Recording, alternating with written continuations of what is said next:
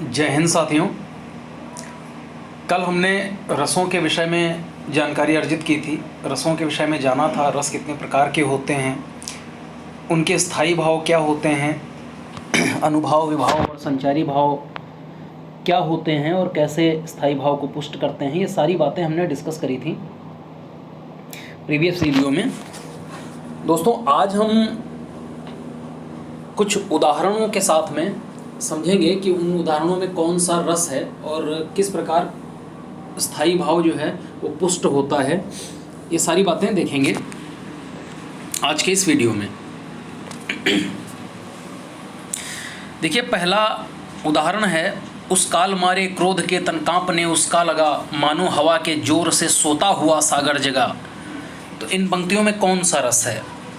करुण रस, अद्भुत रस, रौद्र रस या वीर रस? देखिए, यहाँ पर अगर इन पंक्तियों के अर्थ को हम समझें तो इसका मतलब है कि उस काल मारे क्रोध के तन कांपने उसका लगा, मतलब उस समय क्रोध की वजह से उसका जो शरीर था वो कांपने लगा। मानो हवा के जोर से सोता हुआ सागर जगा, जैसे शांत समुद्र जो है वो हवा के वेग की वजह से एकदम से जग गया हो। ठीक है, तो ये तो अर्थ है इसका। तो यहाँ पर इन पंक्तियों से प्रतीत हो रहा है, कौन सा रस प्रतीत हो रहा है? रौद्र रस प्रतीत हो रहा है, क्योंकि स्थायी भाव कौन सा पुष्ट हो रहा है? क्रोध। ठीक है, तो इसका उत्तर होगा रौद्र रस। अगला एक उदाहरण देखते हैं कि प्रिय पति वह मेरा प्राण प्यारा कहाँ है, दुख जलनिधि डूबी का सहारा कहाँ है। इन पंक्तियों में कौन सा रस है? प्रिय पति वह मेरा प्राण प्यारा कहाँ है, दुख जलनिधि डूबी का सहारा कहाँ है। मतलब जो नायिका है वो कह रही है कि मेरा प्रिय पति वह मेरा प्राण से प्यारा पति कहाँ है, दुख जलनिधि डूबी का सहारा कहाँ है। मतलब जो नायिका है वो अपने लिए कह रही है कि दुख के समुद्र में डूबी हुई का सहारा, मतलब अपने पति के लिए कह रही है, वो कहाँ है। ठीक है, तो इन पंक्तियों में कौन सा रस है? इन पंक्तियों में चार विकल्प दिए हुए हैं, करुण रस, अद्भुत रस, रौद्र रस, वीर रस। तो इन पंक्तियों में देखो करुण रस है, क्योंकि जो नायिका है वो अपने पति को की मृत्यु के बाद में उसको याद कर रही है और विलाप कर रही है, रो रही है, तो इसमें करुण रस है। अगला उदाहरण है, मन की उत्तप्त वेदना मन ही मन में बहती थी, चुप रहकर अंतर मन में कुछ कुछ मौन व्यथा कहती थी। तो इन पंक्तियों में कौन सा रस है? शांत रस, वत्सल रस, रौद्र रस या करुण रस? देखिए, लिखा हुआ है कि मन की उत्तप्त वेदना मन ही मन में बहती थी, चुप रहकर अंतर मन में कुछ कुछ मौन व्यथा कहती थी। तो देखिए, यहाँ पर आपको विकल्प दिए हुए हैं, शांत रस, वत्सल रस, रौद्र रस या करुण रस। तो इसमें भी करुण रस ही है।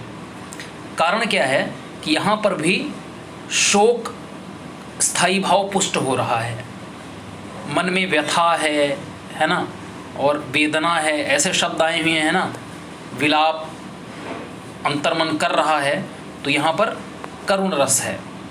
अगर इन पंक्तियों का हम अर्थ देखें तो है कि मन की उत्तप्त वेदना, मतलब जो मन की वेदना है, मन का जो दुख है, तकलीफ़ है, वो मन ही मन में बहती थी, मतलब मन ही मन में रहती थी। वो नायिका कह नहीं पा रही है उस बात को। चुप रहकर अंतर मन में कुछ कुछ मौन व्यथा कहती थी, मतलब चुप रहकर मन ही मन में जो मौन व्यथा थी वो कुछ कह रही थी अंदर ही अंदर।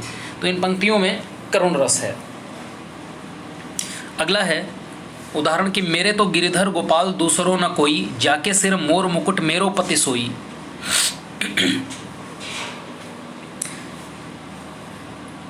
मीरा जी की ये कविताएं हैं, ये पंक्तियां हैं। उन्होंने लिखा है कि मेरे तो गिरिधर गोपाल दूसरो न कोई, मतलब मेरे तो गिरिधर गोपाल हैं, कोई और दूसरा नहीं है। जाके सर मोर मुकुट मेरो पति सोई, जिनके सर पे मोर मुकुट है मेरे पति वही हैं। ठीक है, तो इसमें जो मीरा जी का प्रेम था भगवान कृष्ण के लिए, वो प्रेम था, श्रृंगार का प्रेम था। ठीक है, तो इन पंक्तियों में कौन सा रस है? इन पंक्तियों में श्रृंगार रस है। ठीक है, ध्यान दीजिएगा, जो मीरा जी थी वो श्रृंगार रस की कवयित्री थी, उन्होंने श्रृंगार रस की चीज़ें लिखी। और जो सूरदास जी थे उन्होंने भगवान कृष्ण के प्रति प्रेम लिखा है, लेकिन वो वात्सल्य प्रेम है, वात्सल्य रस में है। ठीक है, तो यहाँ पर श्रृंगार रस है। अगला है अभी तो मुकुट बंधा था माथ, हुए अब ही हल्दी के हाथ, खुले भी न थे लाज के बोल, खिले भी न चुंबन शून्य कपोल, हाय रुक गया यहाँ संसार, बना सिंदूर आज अंगार। इन पंक्तियों में कौन सा रस है? देखिए, अब मैं आपको विकल्प नहीं दूंगा, ये अब आपको खुद बताना है कि इसमें इन पंक्तियों में कौन सा रस है। विकल्पों के द्वारा मैंने आपको अभी उदाहरण दे दिए और उन्हीं से संबंधित प्रश्न बागे हैं, तो आप खुद सोचिए मन में, फिर मैं उत्तर तो बता ही दूंगा। कि अभी तो मुकुट बंधा था माथ, मतलब जो नायिका है उसका पति मारा गया है, ठीक है। अब वो कह रही है कि अभी तो मुकुट बंधा था माथ, अर्थात मस्तक पे अभी तो मुकुट था, हुए अभी हल्दी के हाथ, जो हाथ हैं उनमें अभी हल्दी लगी थी, खुले भी न थे लाज के बोल। वो नायिका अपने लिए कह रही है कि अभी लाज के बोल मतलब प्रेम से की कुछ बातें भी नहीं हुई थी। खिले भी न चुंबन शून्य कपोल, हाय रुक गया यहाँ संसार, और यहीं पे वो विलाप करते हुए कह रही है कि संसार यहीं रुक गया, बना सिंदूर अंगार।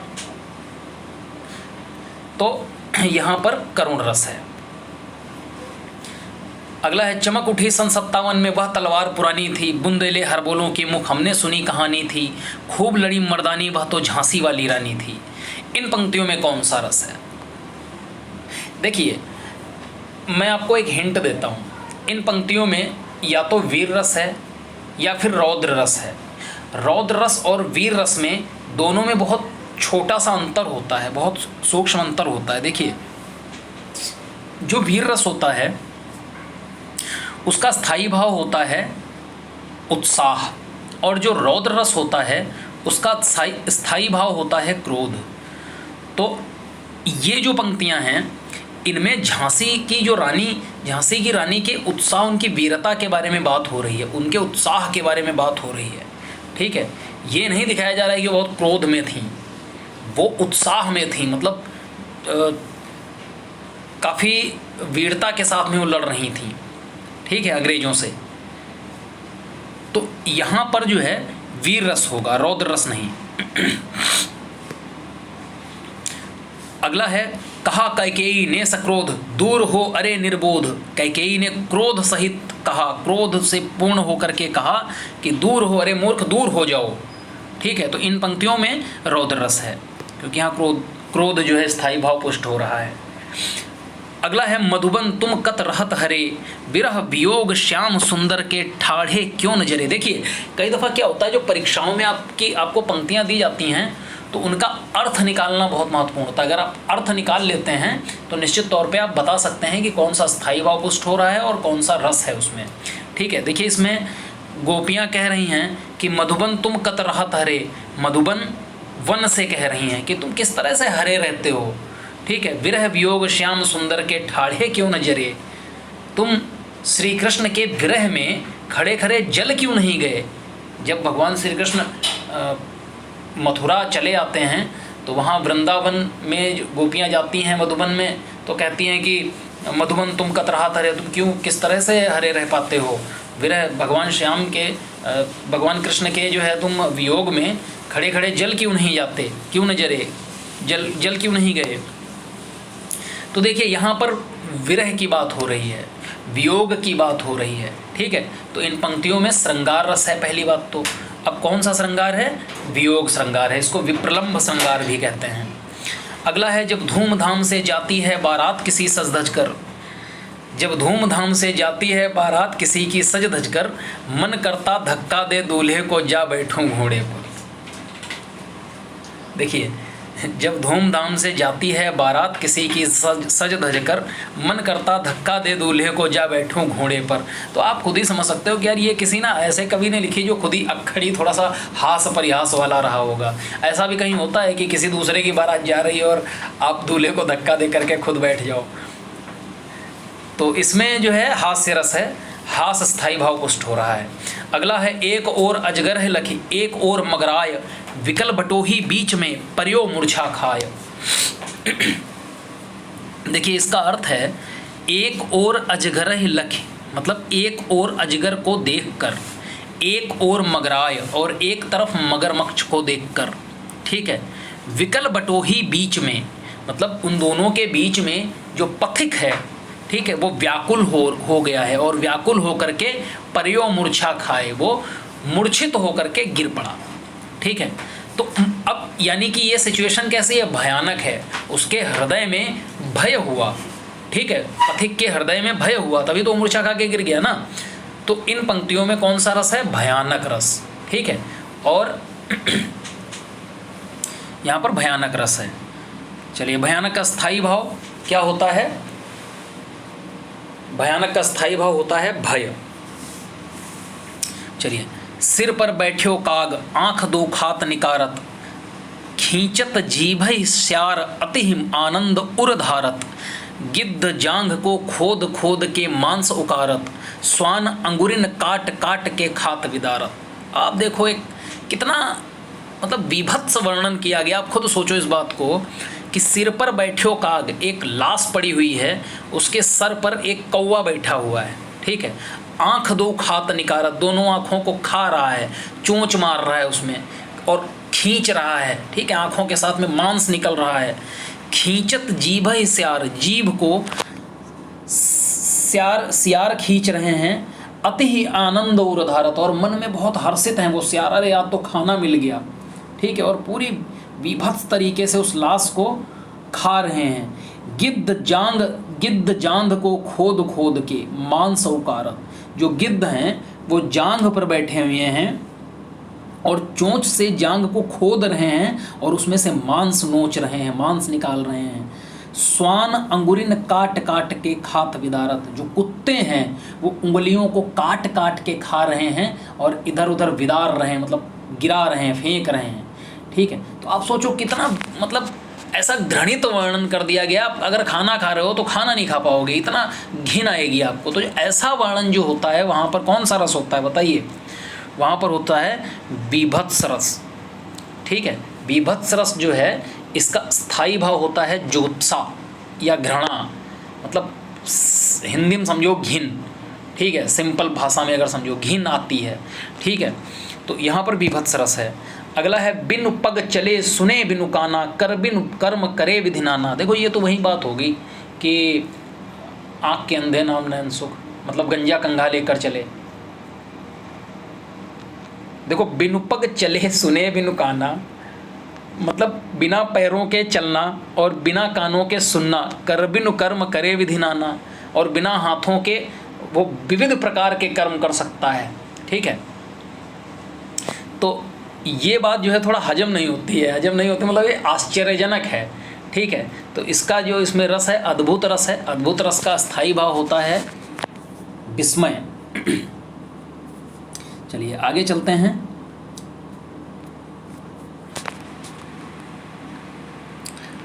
सुनमन मूढ़ सिखावन मेरो, हरिपद विमुख लह्यो न काहू सुख, सठ यह समुझ सवेरो।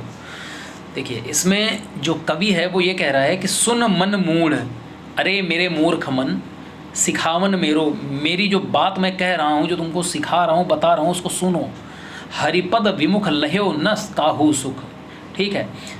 भगवान विष्णु, हरि तो भगवान विष्णु को कहते हैं, लेकिन यहाँ सभी ईश्वर की बात हो रही है। ईश्वर के चरणों से विमुख होकर के कभी किसी को सुख नहीं मिला है, ठीक है। सठ यह समुझ सवेरो, ठीक है।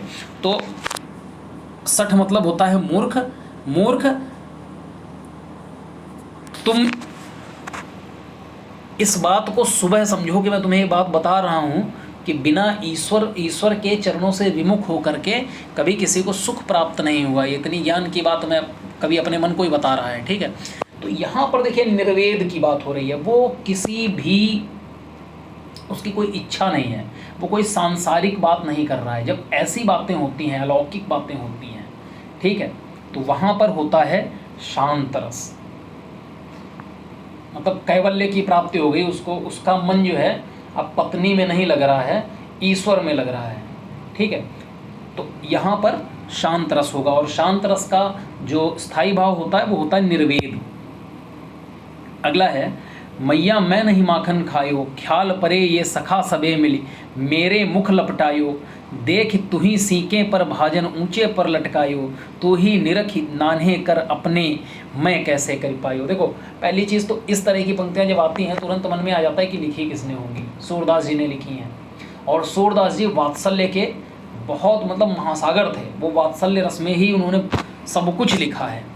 ठीक है, तो इसका अर्थ मुझे नहीं लगता कि किसी को समझाने की आवश्यकता है। भगवान कृष्ण कहते हैं माता यशोदा से कि मैया मैंने माखन नहीं खाया है, ख्याल पर ये सखा सबे मिल मेरे मुख लपटायो। ये जो मेरे मित्र हैं ये लोग माखन खा रहे थे और इन्होंने मेरे मुख पे लगा दिया है। ठीक है, तो ये क्या है, भगवान कृष्ण के बचपन का वर्णन हो रहा है, उनकी शैतानियों का वर्णन हो रहा है। तो यहाँ पर वात्सल्य रस है। ठीक है, और वात्सल्य रस जो है ये श्रृंगार रस का ही एक भाग है। ठीक है, ऐसा माना गया है। हालांकि इसको अलग से लिखा जाता है, वात्सल्य रस और भगवत विषयक अनुराग, जो भगवत विषयक रति है उसके बारे में भी लिखा जाता है। दो अलग से रस मानेंगे, लेकिन ये दोनों ही श्रृंगार रस के अंग हैं।